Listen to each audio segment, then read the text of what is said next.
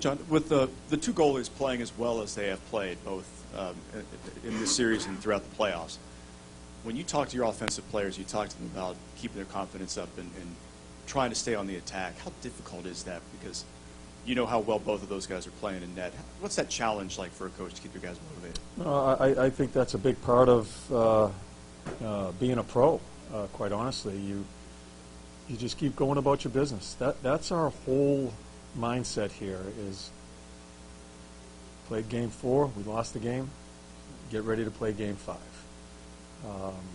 We're not going to go through a whole bunch of video as far as adjustments of this, that, the other thing, because I thought we developed quite a bit of offense. I thought both teams developed more offense in that game than probably 2 of the games put together in the series, because there just seemed to be more ice in game 4 for both teams. So yeah, we're just we don't spend too much time worrying about we didn't get that goal or this goal. We had certainly some great opportunities. Give credit to Rask. He played a really good game. Right here. Boone Jenner seems to be your go-to guy on the PK. Why is he so effective? Is it his speed, his hockey IQ, hardworking, everything? All of the above. He is just a good penalty killer as far as understanding what's expected of just the tendencies of the power play. Getting into, he just takes instruction very well, especially with special teams. I think that's when you can see some tendencies within the opposition. So he reads the ice well. He's one of our most willing guys as far as blocking shots. I've never seen a guy get so many chances in one game. Yeah, and plus the penalty shot. He just is. He's been good on face-offs. We always lead off with him because he's a face-off guy, and him and Anderson have a good pair, a good tandem as far as reading together. What has Nick Foligno meant to you from a leadership standpoint, especially what he's gone through this year on a personal level? Yeah, well, it's been asked me a lot. We keep the personal family stuff away. I think it's. I just don't think it's right to be talking about family stuff with hockey. I'll answer the hockey part of it. I think Nick has. This is a guy 3 years ago. I basically told him in the summer after my first year that I don't think he can be a captain. I don't think he. I don't think he understands totally what it takes to be a captain. And I said I'm going to give him another opportunity when the season starts, but I'm going to watch it very closely. That was 3 years ago, and he has developed into a very good captain. A constant conduit from me, through me to the team, team to me, certainly leads on the ice. Yeah, he is one of the better people I've met in the game. And that's why I didn't think he'd be a good captain, because I thought he was just too good a guy. But he has really found himself in understanding how to handle that locker room when the coaches aren't in there. First round, you guys had a 4-line rotation, a really good one going. I think last game it kind of felt like it kind of came down to about a 2 or a 3.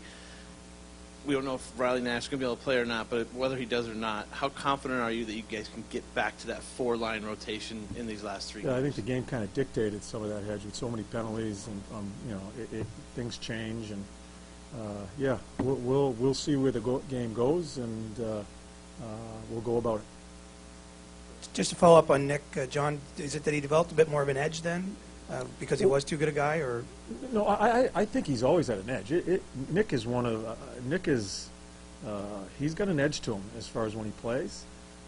I just think as far as a player to his team, that captaincy is a unique situation, and where you have to balance leaning on them the right way, and plus you're going out to dinner with them in 5 hours after you leave the rink, and buddies, families of friends, and all that.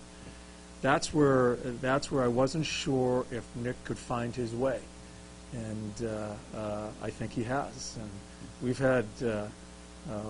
we've had many conversations, and him asking me questions, me asking him questions, in how to develop leadership. And I think he really took it as a challenge as far as what I said to him, and I needed to be honest with him because I'm not going to lie to him, and I'm sure he didn't like what he heard at that particular time, but I think he grabbed a hold of it, and we have worked so closely together in trying to develop that I think he gets an understanding of where he needs to step into the room, how he needs to conduct himself on a practice day. He sets the tone of the room. Is he going to be the jokester, or is it going to be let's get to work here today?